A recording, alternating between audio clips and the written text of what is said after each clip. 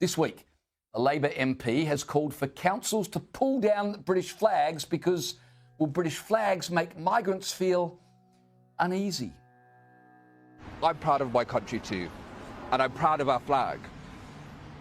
But I do understand why others feel that it's about excluding people. Why others feel that it's about saying who belongs here and who doesn't. And that's why today I'll be asking the Reformed County Council to take down the flags on lampposts. He's worried the British flag might make people who've taken up the generosity of Britain feel like they're living in Britain, and we can't have that. He says the flag excludes people, to which I would reply, that's kind of the point. The literal purpose of a flag is to distinguish one group from another. If you feel excluded by the national flag of the country in which you're living, then you're probably living in the wrong place. Today, I went to the epicentre of Britain's flag war. It's a town called Faversham in Kent, where locals have been putting up this country's flag. But the flags are being torn down. Just over my shoulder here, you will see a desecrated St George's cross. Now, what's happening is that locals have been coming out, putting up the flags of our great country on lampposts and various other places, and then in the dead of night, other people have been coming to take them down. For me, the flags, it unifies everything together, right? So we don't need to be flying these Palestine flags. We don't need to be flying the rainbow flags because we have our country, which is all of us together. So what's getting me is I'm just so confused why people don't like the flag and why people are getting offended by the flag and why they are calling the flag racist. I don't think any of their counter-arguments have any grounds.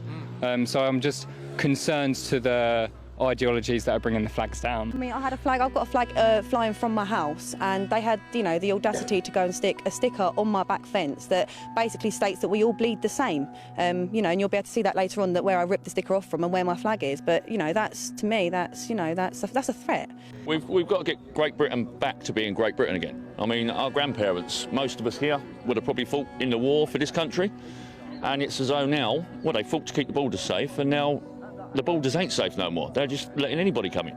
But you've actually seen people who've been coming to take some of these flags down, and you know it's a very interesting thing about them. Go on. Yeah, there was a group of 4 males carrying a big machete, taking the flag down. So I've gone over and said, like, can I have the flag? Like, it's our country's flag. And he was stood there with a big machete in his hand. And that was an English, person. Sorry, but you're not allowed to walk around with a machete. No, exactly. But we're called the aggressive ones. The people who wear the flags, put our flags up, we're called the aggressive ones. There is an awareness week coming up at the end of this month, Patrick. Panel, I'll open it up. Do you know what the awareness week is for? Oh, grief, I don't know. Go on, it could be anything. Asexual Awareness Week. Lovely. And I promise you guys I'm going somewhere with this. OK. Asexual Awareness Week. People have no sexual attraction to anyone. They've got a flag, as with every other one of the LGBTQ+, as with Palestine, as with all the rainbow stuff. The left love flags. They have flags for everything. And you know what?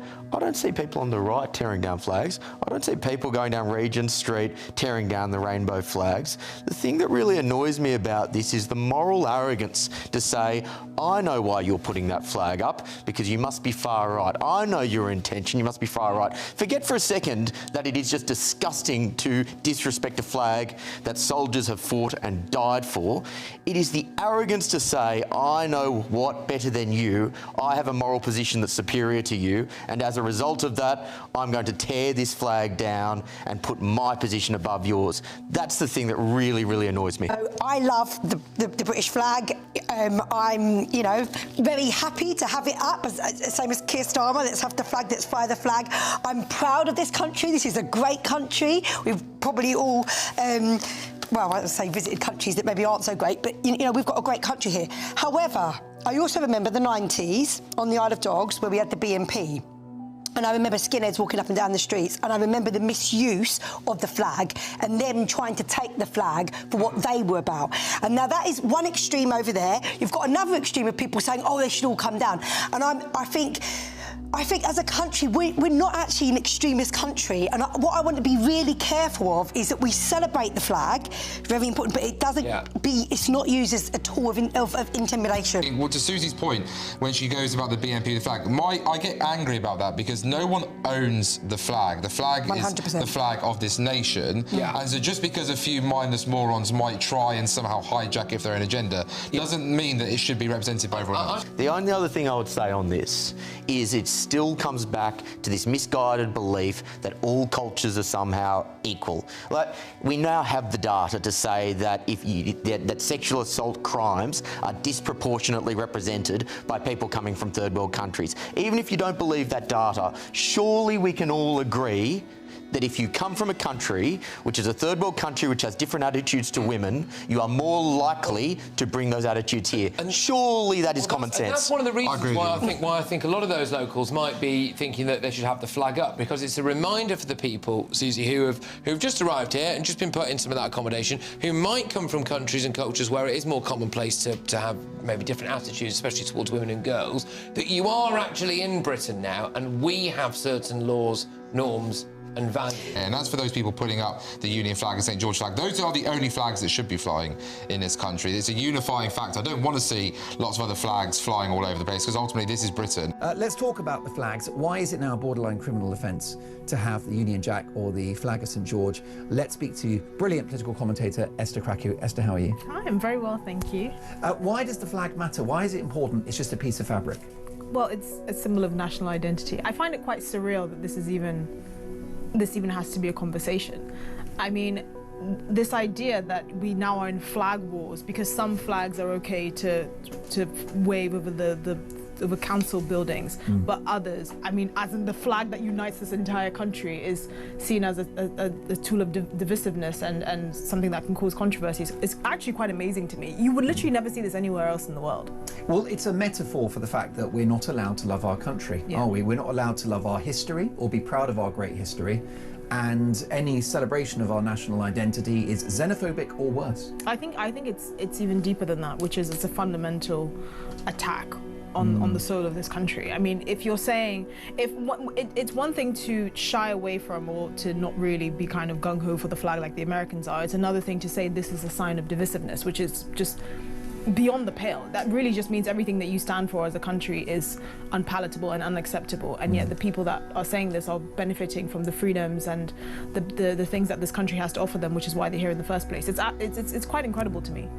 Most definitely, and you mentioned America, and the flag in America is not politically divisive, is it? Because well, they swear allegiance to it. They swear allegiance to it, and they say it all the time. That's it. I just come back from the States, and you've got Democratic supporting households that have the flag outside, and the Republicans. I do think that it's more prevalent in the red states, but overall, most Americans do sort of get around the flag. It unites the country. So, but here, do you think in the UK it is a left versus right battle, the battle for the flag?